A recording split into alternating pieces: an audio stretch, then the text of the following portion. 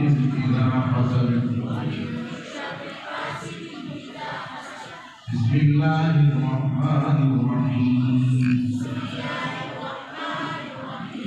قل أعوذ برب الناس ملك الناس إله الناس من شر الوسواس الخناس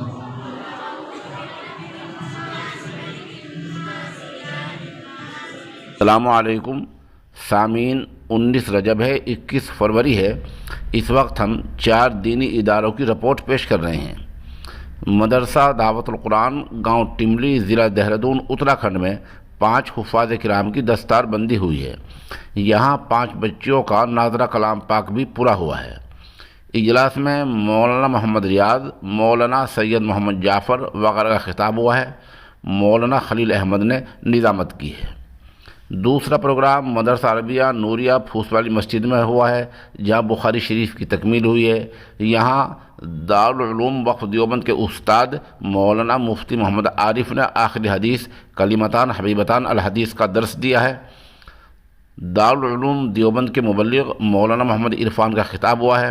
مدرسے کے ناظم تعلیمات مولانا عارف الحق نے مدرسے کی تعلیمی کارگزاری پیش کی۔ اس موقع پر مولانا محمد اسرائیل نعمانی، مولانا ریاض، مفتی عبدالستار وغیرہ موجود رہے ہیں۔ یہ رپورٹ محمد حذیفہ قاسمی نے بھیجی ہے۔ ادھر دارالعلوم بڑھانا میں حفظ قرآن کے موقع پر مولانا محمد اسامہ صدیقی نانوتوی کا خطاب ہوا ہے۔ وہاں 4 طلبہ حافظ ہوئے ہیں، جن کے نام محمد رضوان، محمد ارمان، محمد ثاقب اور محمد رضوان ہیں۔ یہاں جو لوگ شریک ہوئے ہیں ان میں مفتی اسرار، مفتی گلفام، مفتی وسیم، قاری اللہ مہر، مولانا عالم وغیرہ ہیں۔ یہ رپورٹ مفتی حفیظ اللہ نے بھیجی ہے۔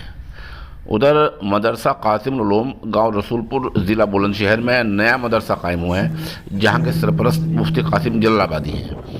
ادارے کے محتمم مفتی عادل قاسمی نے بتایا کہ گاؤں کی 2 طالبہ صوفیہ اور ندا کا کلام پاک مکمل ہوا ہے۔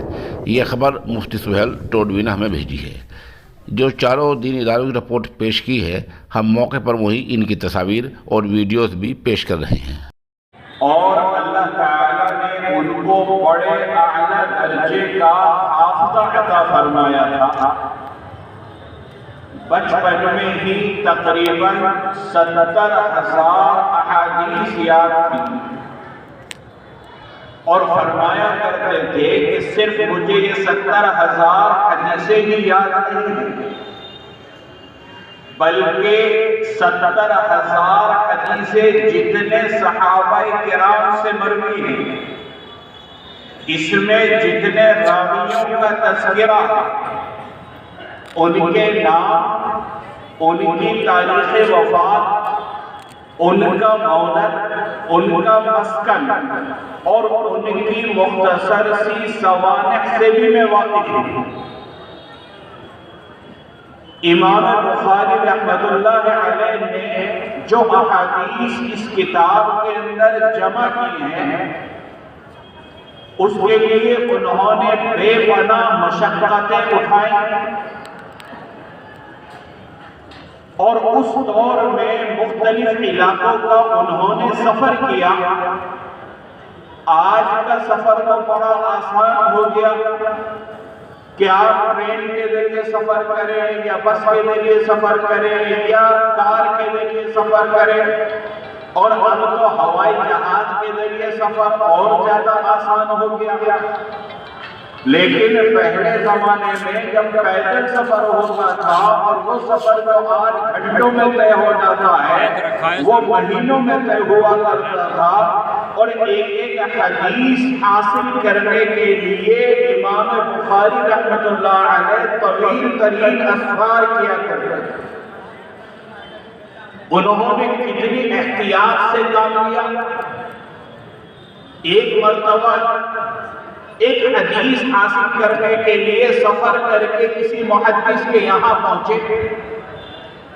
اتفاق کی بات، اس محدث کا گھوڑا کھل کر بھاگ نکلا۔ وہ محدث اپنی چادر کا پلو پھیلائے ہوئے گھوڑے کی طرف اس کو بلانے کے لیے اشارہ کر رہے ہیں، جیسے ان کے چادر کے پلو میں گھوڑے کا چارہ اور گھوڑے کا دانا۔ گھوڑا واپس آ جاتا ہے چارے کے لالچ میں، وہ محدث اس گھوڑے کو پکڑ لیتے ہیں اور امام بخاری رحمۃ اللہ علیہ اس محدث کے قریب پہنچتے ہیں جو یہ منظر دیکھ رہے ہیں